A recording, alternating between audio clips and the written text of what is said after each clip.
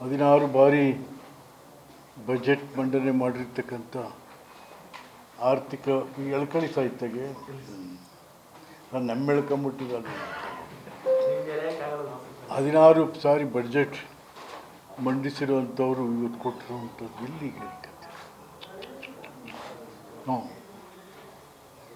ಈಗ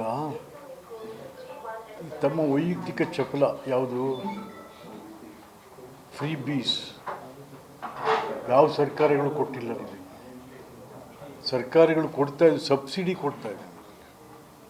ಫಲಾನುಭವಿದು 30% 70% ಸರ್ಕಾರ ಅಂತ ಕೊಡ್ತಾ ಇದೆ.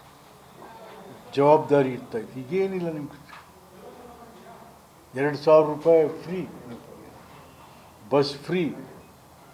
ಅಲ್ಲಿ ಏನಪ್ಪ ಅಂತಂದರೆ ನೀವು ಗಂಡಸರಿಗೇನೂ ಇಲ್ಲ, ಬರೀ ಹೆಂಗಸರಿಗೆ ಮನೆಯಲ್ಲಿ ಹೆಂಗೆ ಒಡಕ್ಕೆ ತಂದಿಟ್ಬಿಟ್ಟಿದ್ದೀರಾ ಅಂದರೆ ನಿಮ್ಗೆ ಗೊತ್ತಾಗಲ್ಲ ಸಿದ್ದರಾಮಯ್ಯನವ್ರೆ. ಏಕೆಂದರೆ ನಿಮ್ಗೆ ಅದರ ಅರಿವೇ ಇಲ್ಲ. ನಿಮ್ಮ ಫ್ರೀ ಬೀಸಿಂದ ಇವತ್ತು ಮನೆಗಳು ಎಷ್ಟು ಒಡೆದೋಗಿದ್ದಾವೆ ಅಂತ ಕಂಡ್ರೆ. ಹೆಂಡ್ತಿ ನಿನ್ನ ದುಡ್ಡು ಬೇಡ, ಕಾಸು ಬೇಡ, ಬತ್ತೀನಿ 4-5 ದಿವಸ ತಿರುಗಾಡ್ಕೊತೀನಿ, ಪೊಕ್ಸಾಟಿ ಹೋಯ್ತಾಳೆ ಅಂತ ಕಡೆ ಮನೆ ಹಾಳಾಗಿ ಹೋಗಿದ್ದಾವೆ. ಅವ್ನು ಸರ್ವೆ ಮಾಡಿಸಿ, ಅದನ್ನು ಅವ್ನು ಸಮೀಕ್ಷೆ ಮಾಡಿಸಿ, ನೀವು ಯಾರ್ಯಾರು ಆರ್ಥಿಕತೆ ಜೋರು ಸಾಮಾಜಿಕ ಇವರು ಮಾಡಿಸಿ ಏನಾಗಿದ್ದಾವೆ ಇವತ್ತು ಕುಟುಂಬಗಳ ಕಥೆಗಳು ನಿಮ್ಮ ಹೋಲಿದ್ರಿಂದ ಎಷ್ಟರ ಮಟ್ಟಿಗೆ ರಾಜ್ಯದ ಅಭಿವೃದ್ಧಿ ಆಗಿದೆ ಅಂತಕ್ಕಂಥದ್ದು ಸರ್ವೆ ಮಾಡಿಸಿ. ಒಂದು ಮಾನದಂಡನೇ ಇಲ್ವ ಇದಕ್ಕೆ?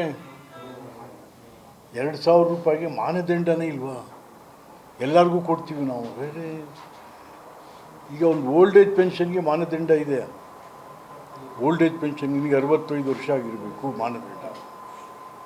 ಹ್ಯಾಂಡಿಕ್ಯಾಪ್ಡು ನೀನು 60-70% ಹ್ಯಾಂಡಿಕ್ಯಾಪ್ಡ್ ಆಗಿರಬೇಕು, ಸರ್ಟಿಫಿಕೇಟ್ ತೊಗೊಂಬ ಡಾಕ್ಟ್ರಿಂದ. ಅದು ಇದಕ್ಕೆ ಯಾವುದು ಮಾನದಂಡ ಇಲ್ಲ 2,000 ರೂಪಾಯಿಗೆ. ಅದು ಎಲ್ಲಿಗೆ ಜನರ ಇವರಿನ ಶ್ರಮದ ದುಡಿಮೆಯ ಖಜಾನೆ ಯಾವ ರೀತಿ ಖರ್ಚು ಮಾಡ್ತಾಯಿದ್ದೀರಾ? ನೀವು ದೊಡ್ಡ ಆರ್ಥಿಕ ತಜ್ಞರು ಅಂತೀರಿ ಸಿದ್ದರಾಮಯ್ಯ. ನೋ ನೋ ನೋ ಜಾತಿ ಜನಗಣತಿ ಏನಾಯಿತು? ಜಾತಿ ಜನಗಣತಿಯ ಮೇಲೇ ನಿಮ್ಮ ಬಡ್ಜೆಟ್ ಆಗಬೇಕಾಗಿತ್ತು. ಆಗ ಅದು ಎಲ್ಲರ ಸ್ಪರ್ಶಿ ಆಗ್ತಾಯಿತ್ತು. ಈಗ ನೀವು ಸುಮ್ಮನೆ ಎಲ್ಲರ ಸ್ಪರ್ಶಿ ಇದು ಅಂತ ಹೇಳಿ ಎಲ್ಲಿದೆ? ಎಲ್ಲ ನೋ, ಗಂಡಸರಿಗೆ ಸ್ಪರ್ಶನೇ ಆಗ್ತಾ ಇಲ್ವಲ್ಲ ಇದರಲ್ಲಿ, ನಿಮ್ಮ ಬಡ್ಜೆಟಲ್ಲಿ. ಮನೆ ಒಡೆದಾಕ್ಬಿಟ್ರಿ, ಮನೆ ಹಾಳಾಗೋಗ್ತಾವೆ. ಮತ್ತು ಯಾತಕ್ಕೋಸ್ಕರ ಇಟ್ಟು ಸಾಲ ಮಾಡ್ತಾಯಿದ್ದೀರಿ ನೀವು? ಈ ಸಾಲ ಮಾಡಿ ಮತ್ತು ಏನಾದರೂ ಒಂದು ಜನ ಭಾಳ ವರ್ಷ ನೆನೆಸ್ಕೊಳ್ಳೋವಂಥದ್ದು ಏನಾದ್ರು ಕಾರ್ಯಕ್ರಮ ಆಗ್ತಾಯಿದೆ? ಇಲ್ಲ. ಸಾಲ ಮಾಡಿ ಫ್ರೀ ಕೊಡ್ತಾಯಿದ್ದೀರ. ಛೇ, ಯಾರು ನಿಮ್ಮನ್ನು ಆರ್ಥಿಕತೆ ತಜ್ಞ ಅಂತ ಯಾರು ಹೇಳ್ತಾರೆ? ಯಾರು ಹೇಳ್ತಾರೆ ನಿಮಗೆ? ಛೇ ಛೇ ಛೇ ಛೇ ಏನಪ್ಪ ಇದು? ನೀವು ನಿಮ್ಗೆ ಹೇಳಿದ್ದೀರಾ ಈ ತನಕ 76,000 ಕೋಟಿ ಕೊಟ್ಟಿದ್ದೀವಿ ಅಂತ. ಅಯ್ಯೋ ದೇವ, 76,000 ಕೋಟಿದೆ. What is the returns to the state? 76,000 ಕೋಟಿಗೆ 6-7 ಪ್ರಾಜೆಕ್ಟ್ ಕ್ಲಿಯರ್ ಆಗ್ತಾಯಿದ್ದು. ನಿಮ್ಮ ನೀರಾವರಿಗೆ ದುಡ್ಡು ಕೊಟ್ಟಿಲ್ಲ, ಯಾವುದಕ್ಕೂ ದುಡ್ಡಿಲ್ಲ ಇಲ್ಲಿ. ಸುಮ್ಮನೆ ಕೊಟ್ಕೊಂಡು ಹೋದರೆ ಎಲ್ಲಿಗೆ ಹೋಗ್ತೀವಿ ನಾವು? ನಿಮ್ಮ ವೈಯಕ್ತಿಕ ತೆವಲಿಗೋಸ್ಕರ ನಿಮ್ಮ ರಾಜಕಾರಣ ವೈಯಕ್ತಿಕ ತೆವಲಿಗೆ ಬರೀ ಓಟಿಗೆ ಮಾತ್ರನಾ? ನೋ. ಇದು ಇಂದಿರಾ ಗಾಂಧಿಯವರು ಬೇಕಾದಷ್ಟು ಕಾರ್ಯಕ್ರಮಗಳು ಕೊಟ್ಟರು, ದೇವರಾಜರಸರು ಬೇಕಾದಷ್ಟು ಕಾರ್ಯಕ್ರಮಗಳು ಕೊಟ್ಟರು. ಅವೆಲ್ಲ ಅದು ಜನರ ಹಿತದೃಷ್ಟಿಯಿಂದ ಮಾಡಿದಂಥ ಕೆಲಸ. ನೀವು ಅದಿಲ್ಲವೇ ಇಲ್ವಲ್ಲ? ಭಾಳ ಜನ ಆರ್ಥಿಕ ತಜ್ಞರು ಹೇಳಿಲ್ಲ, ಸರಿ ಇಲ್ಲ ನೀವು ಮಾಡ್ತಾ ಇರೋದು. ಬಟ್ ಕೇಳಿಸ್ಕೊಳ್ಳೋ ಸ್ಥಿತಿಲಿಲ್ಲ ಅವರು.